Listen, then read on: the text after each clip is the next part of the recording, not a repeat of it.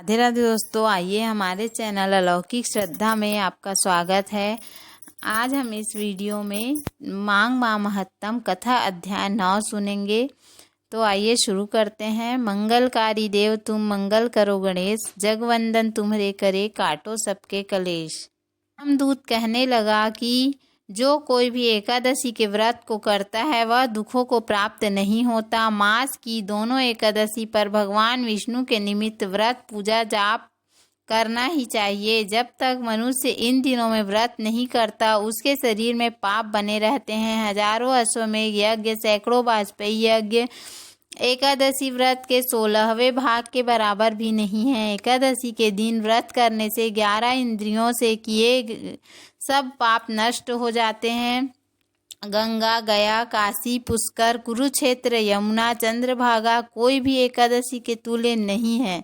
एकादशी के दिन व्रत करके मनुष्य वैकुंठ लोक को प्राप्त करता है।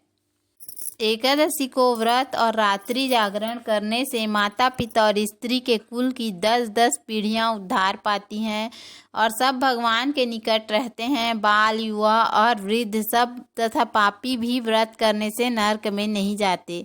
इसके आगे यमदूत कहता है कि हे वैश्य, मैं सूक्ष्म में तुमसे नरक से बचने का धर्म कहता हूँ। मन, कर्म और वचन से प्राणी मात्र का द्रोह न करना, इंद्रियों को वश में रखना, दान देना, भगवान की सेवा करना, नियम पूर्वक वर्णाश्रम धर्म का पालन करना, इन कर्मों के करने से मनुष्य नरक से बचा रहता है। स्वर्ग प्राप्त करने की इच्छा से मनुष्य गरीब भी हो तो भी जूता, छतरी, अन्न, धन, जल कुछ न कुछ दान देता रहे। दान देने वाला मनुष्य कभी यम की यातना को नहीं भोगता तथा दीर्घायु तथा धनी होता है। बहुत कहने से ही क्या, अधर्म ही से ही मनुष्य बुरी गति को प्राप्त होता है।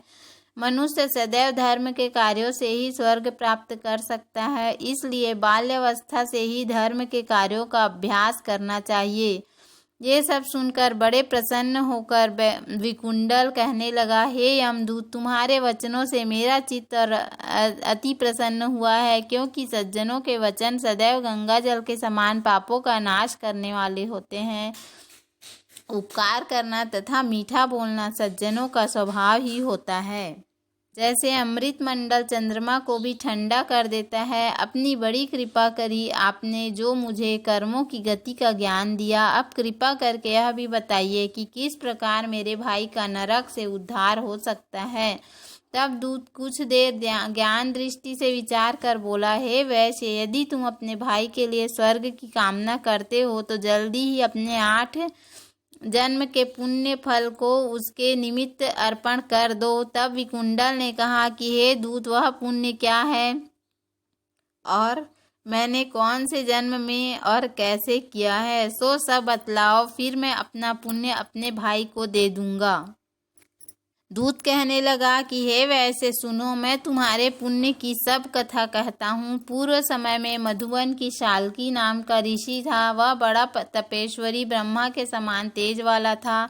उसकी स्त्री रेवती के 9 पुत्र थे, जिनमें से 5 पुत्र जिनके नाम ध्रुव, शशि, बुध, तार, ज्योतिमान थे। इन 5 ने गृहस्थ आश्रम धारण किया तथा निर्मोह, जितमाय, ध्यान निष्ठ और गुणात्मक ये चारों संन्यास ग्रहण कर वन में रहने लगे। वे लोग किसी भी प्रकार के अवगुण से बहुत दूर थे और पत्थर और सोने को समान समझते थे। जो कोई अच्छा या बुरा उनको अन्न देता वही खा लेते और कोई कैसा ही कपड़ा दे देता उसको पहन लेते।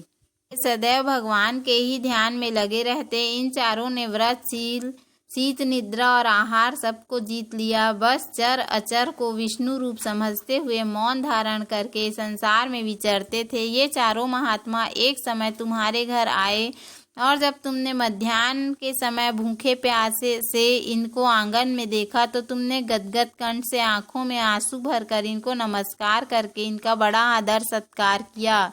इनके चरणों को धोकर बड़े प्रेम से तुम इनके से कहने लगे कि आज मेरे अहोभाग्य हैं, आज मेरा जन्म सफल हुआ, मुझ पर भगवान प्रसन्न हुए, मैं सनाथ हुआ, मेरे माता पिता, पत्नी, पुत्र, गौ आदि सभी धन्य हैं जो आज मैंने हरि के समान आपके दर्शन किए। सो हे वैश्य, इस प्रकार तुमने श्रद्धा से उनका पूजन किया और चरण धोकर जल को मस्तक से लगाया। फिर विधि पूर्वक इनका पूजन करके तुमने इन सन्यासियों को भोजन कराया।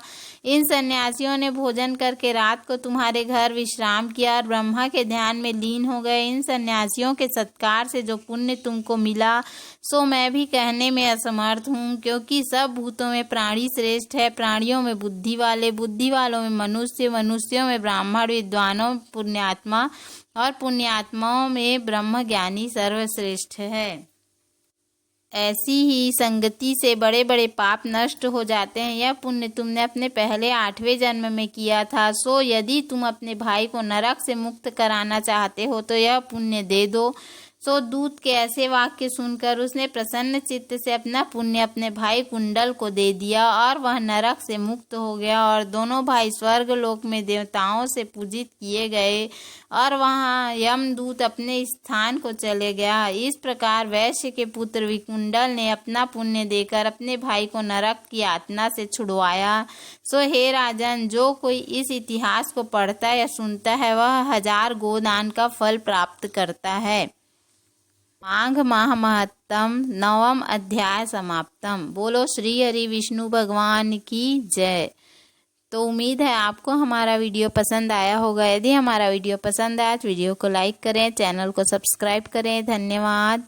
अगली कथा हम कल सुनेंगे। राधे राधे। राधे राधे।